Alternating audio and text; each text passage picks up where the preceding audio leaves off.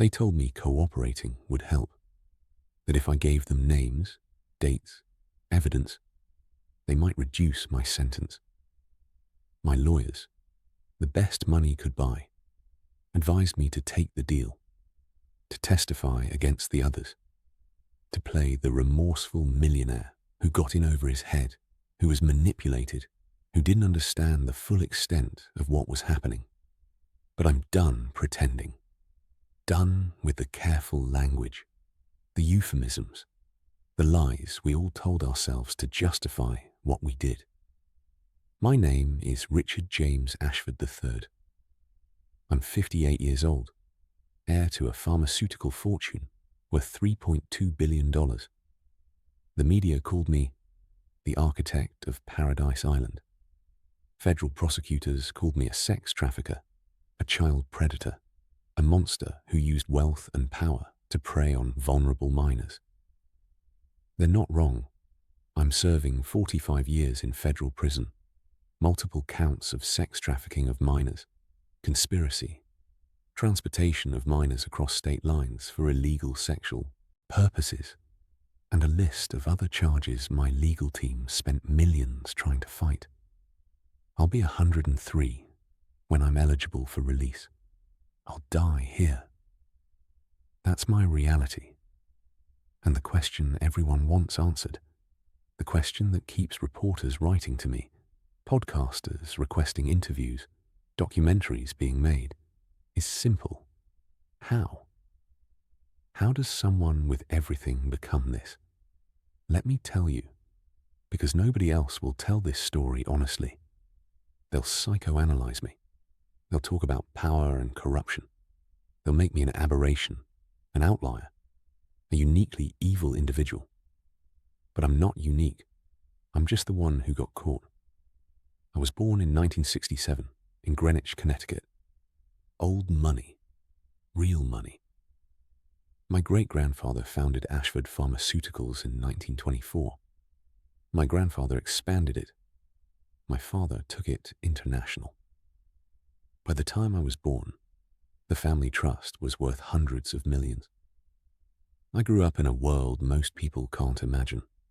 Private schools, summer homes in Martha's Vineyard and Aspen, drivers, housekeepers, tutors. Everything I wanted, when I wanted it. There were no consequences, no rules that applied to me the way they applied to others. When I was 16, I crashed my father's Mercedes while drunk, hit a mailbox, destroyed a fence. The police came, recognized our name, called my father. No arrest, no charges. My father wrote a check. The problem disappeared. That was my first lesson. Money makes problems disappear. I went to Yale. Legacy admission. My father and grandfather were both Yarleys. I was a mediocre student, partied too much, barely graduated. But it didn't matter. I had a trust fund that would pay me more in interest annually than most people make in a lifetime. I spent my 20s traveling, buying properties, collecting cars, art, experiences. I married at 30. A woman from a similar background. She wanted the Ashford name and money. I wanted the appearance of normalcy. We had 2 children, maintained separate bedrooms, separate lives. It was an arrangement, not a marriage. Money, I learned early, buys you 3 things: access, privacy, and immunity.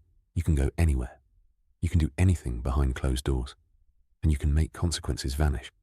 My interests were always particular. Even in my 20s, I preferred younger women.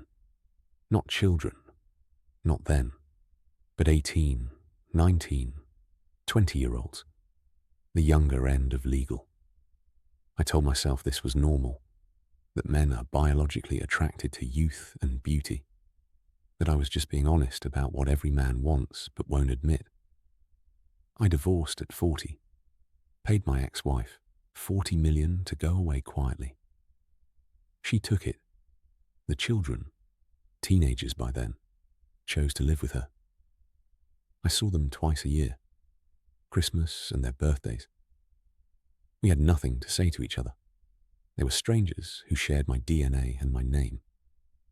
By 2008, I'd acquired my island, a private island in the Caribbean, 47 acres, no neighbours for miles. I built a compound, mansion, guest houses, pool, private beach, helipad, dock. I called it Elysium, paradise. I told people it was a retreat, a place to escape, to decompress. And it was. But it was also something else, something darker. The first girl came in 2009. She was 17, technically legal in the jurisdiction, though that was deliberate. I'd researched the laws carefully. Her name was Anna. She was from the Dominican Republic. Poor family. Had come to the island looking for work, housekeeping, cooking, anything. My property manager at the time, a local man who understood how things worked, brought her to me. Said she needed money, said her family was desperate, said she'd be grateful for any opportunity. I hired her as staff, paid her well, more than she'd ever made. She cleaned, she cooked. She was beautiful, young, vulnerable. It started gradually. Comments about how pretty she was, gifts, money, attention. I was patient. I understood that seduction requires time, trust, making someone feel special. Chosen. After 3 weeks, I made my move, invited her for dinner, just the two of us. Wine. She'd never had expensive wine. I was charming, attentive, asked about her dreams, her family, made her feel seen. That night, I offered her $10,000, just to spend the night with me. Nothing forceful, just an offer. She could say no. But when you're 17 and desperate, and someone with infinite money and power makes an offer, how free is that choice? She said yes. That was the beginning, the template, the model I would refine over the next decade. I learned several things from that first experience. 1, there would always be vulnerable girls. Poor girls. Girls with sick parents or siblings who needed operations or families facing eviction. Girls who would do things they didn't want to do because the alternative was worse. 2, money could buy anything. Anything. Silence. Compliance. Even something that looked like consent. 3, I could get away with it. Because I had wealth. Because I had privacy. Because I had systems in place to protect me. Over the next few years, I refined the operation. My property manager became a recruiter. He'd find girls, always from poor backgrounds, always in desperate circumstances. He'd offer them opportunities, modeling jobs, hospitality work, educational sponsorships, ways to help their families. Some came alone. Some brought friends. They'd arrive at the island thinking they were there for legitimate work. And technically, they were.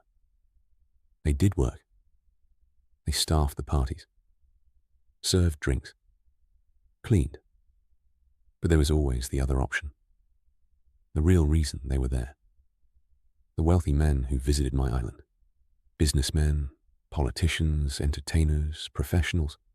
They weren't there for the scenery. They were there for the girls. I never forced anyone. I need you to understand that. There were no chains, no locked rooms, no physical violence. I wasn't running a dungeon, but I didn't need to, because I understood something fundamental about power. That when you control all the resources, all the options, all the exits, you don't need chains. The situation itself is the prison. A 16-year-old girl from Honduras, whose mother is dying of cancer and who's been offered $50,000 to spend a weekend entertaining wealthy men. Does she have a choice? Legally, maybe. Practically, no. That's the system I built. Plausible deniability, wrapped in cash. By 2012, Elysium had become infamous in certain circles. Wealthy men, and some women, knew what it was. They knew what was available. They came for business meetings, for networking, for relaxation, and they knew that discretion was guaranteed. I kept records, not because I'm stupid, I'm not, but because records are insurance. I had cameras hidden throughout the compound, not in the bedrooms.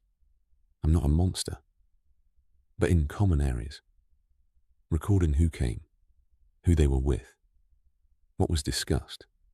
I had files, detailed files, on every guest, what they liked, what they did, what they paid for, because as long as I had those files, I was untouchable, mutually assured destruction. They couldn't expose me without exposing themselves. Some of the names would shock you. Senators, CEOs, Hollywood producers, tech billionaires, journalists, even some prosecutors and judges. People who publicly championed children's rights while privately flying to my island to abuse them. The hypocrisy was stunning, but also useful, because it meant silence. It meant protection.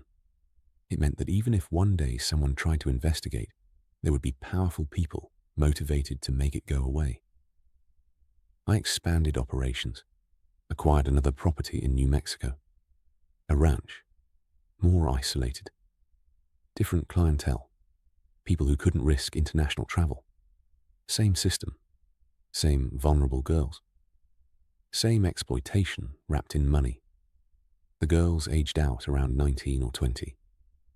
By then, they'd usually made enough money to genuinely help their families. Some went home. Some disappeared into new lives.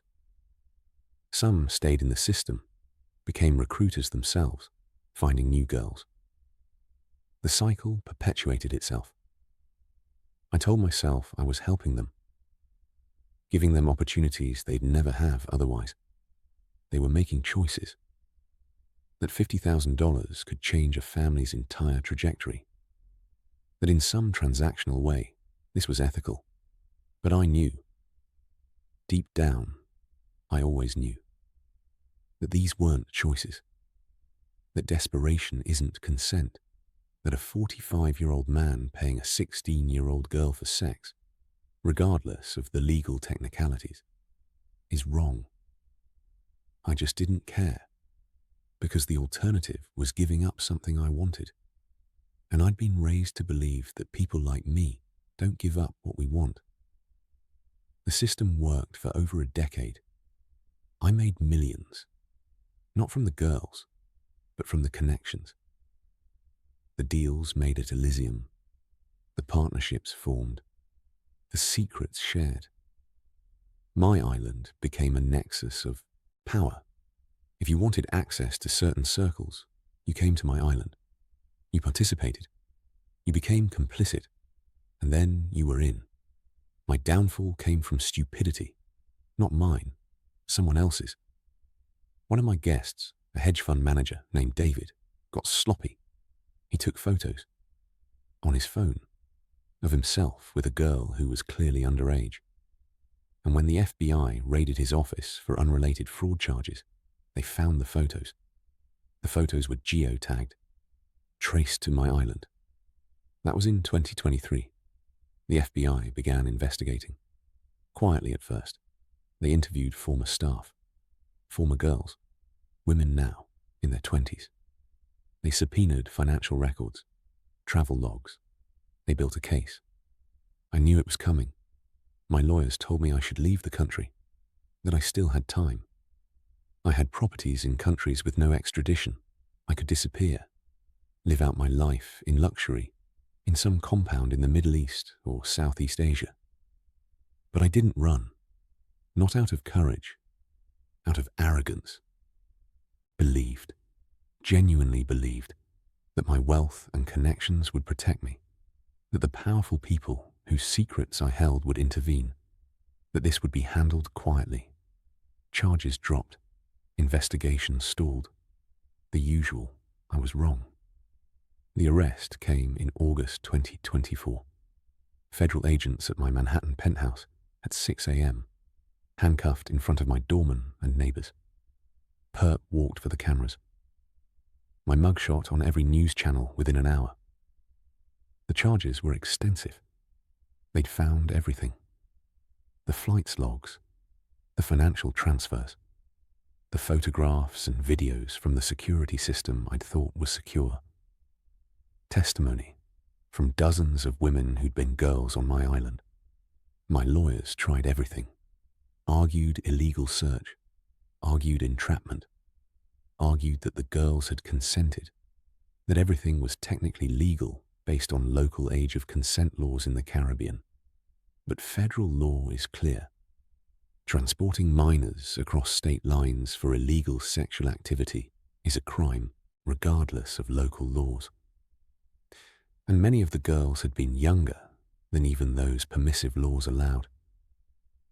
The trial lasted 9 weeks. The prosecution presented flight logs showing over 200 flights to the island over 12 years. Financial records showing payments to over 70 girls. Testimony from 34 women describing what happened to them, some as young as 14. The defense tried to paint them as opportunists, as willing participants who now regretted their choices. My lawyers implied they were lying for money. There were civil suits pending. The jury didn't buy it. Guilty on all counts. The judge gave me 45 years. Said I'd used my wealth and power to create a systematic operation of child exploitation.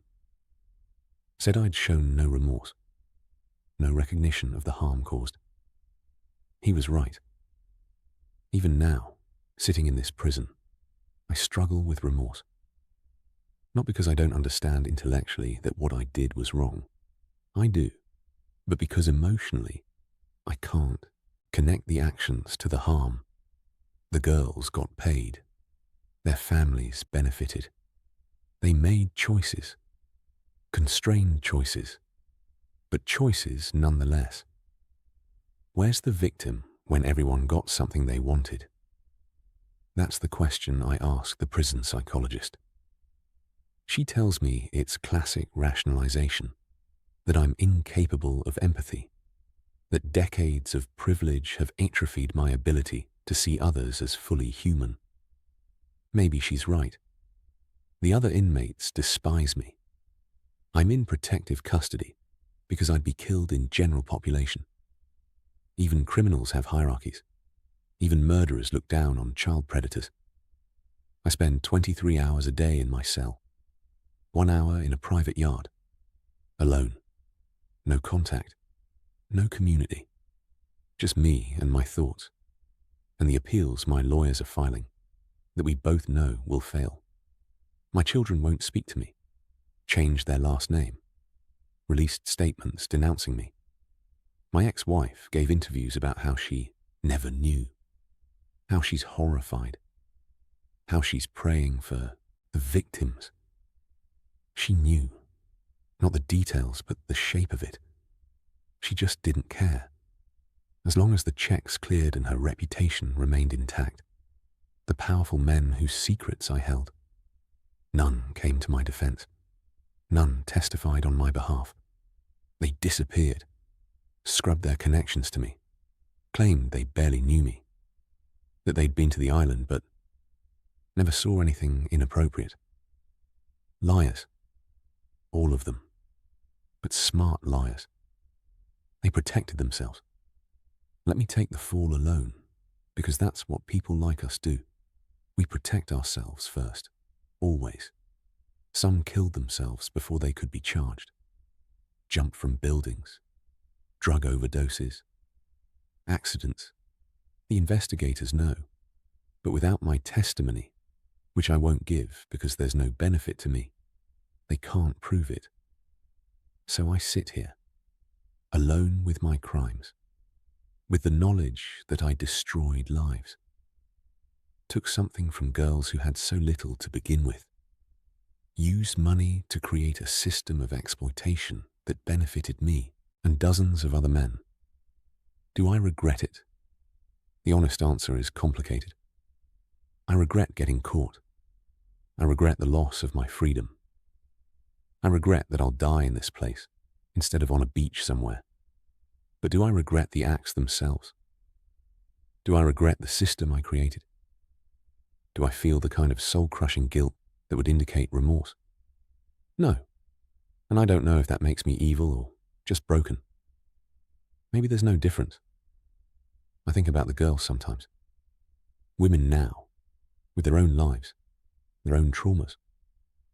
I wonder if they think about me, if they have nightmares, if the money I gave them was worth what I took. I suspect it wasn't. Money can't buy back innocence, can't erase memories, can't undo trauma, but it can buy silence. And for a long time, it did. The system I built wasn't an accident. It was deliberate, carefully constructed, refined over years. I understood the vulnerabilities, the pressure points, the exact amount of money that would make desperate people compromise themselves. And I exploited that knowledge systematically for over a decade. I'm not asking for forgiveness. I don't deserve it. I'm not asking for understanding. I don't expect it. I'm just telling you the truth. The unvarnished truth about how someone with everything became the worst version of himself. Because nobody else will tell this story honestly. They'll make it about me being uniquely evil, aberrant, an outlier. But I'm not. I'm just the one who got caught. There are others, still operating, still using wealth and power to exploit the vulnerable, still believing, like I did, that money makes them untouchable. They're wrong. Eventually, everyone pays. The question is only when and how much.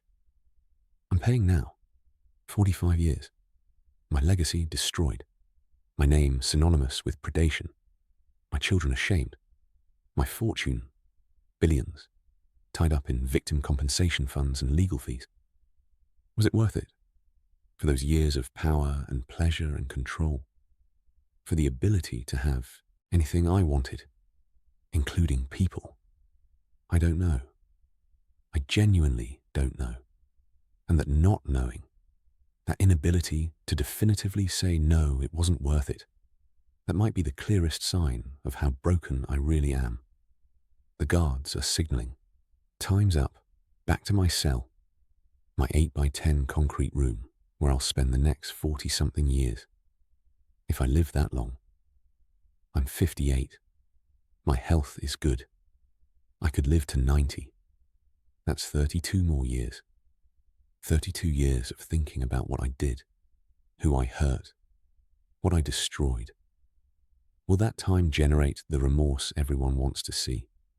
Will I die a reformed man, finally understanding the full weight of my crimes? I doubt it, because remorse requires empathy, and I'm not sure I'm capable of that anymore, if I ever was. My name is Richard James Ashford III. I'm a sex trafficker, a child predator, a monster who used wealth to prey on the vulnerable. I got caught. I'm paying the price. But the system I built, the network of powerful men who participated, most of them are still out there, still free, still untouchable, for now.